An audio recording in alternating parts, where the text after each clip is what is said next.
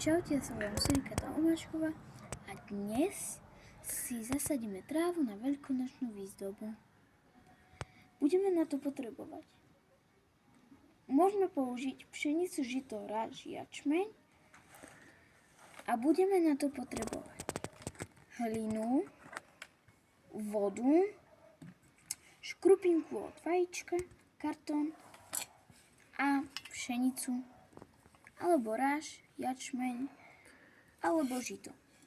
Ja budem používať pšenicu.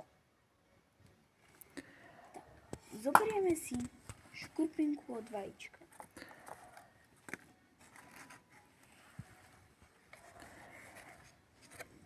Na tú škrupinku od vajíčka si môžeme hocičo nakresliť.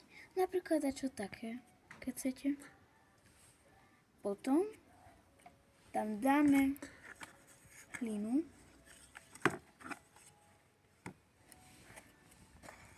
ale budeme ešte potrebovať aj také ako keby púzdro, v ktorom boli vajíčka. Tak, dáme si tam škrupinku od vajíčka, naplníme to.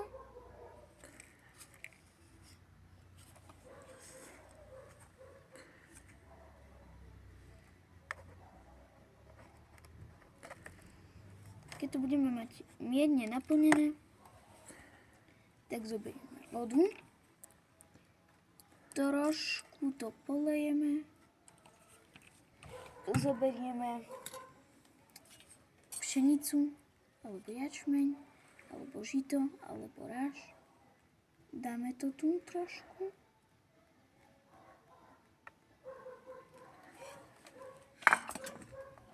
A potom zase zoberieme hlinu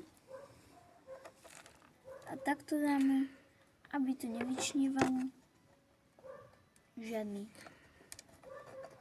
zrnko.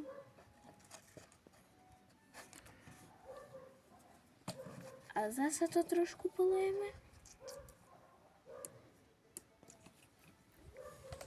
Potom dáme toto preč a zoberieme si fixku a kartón.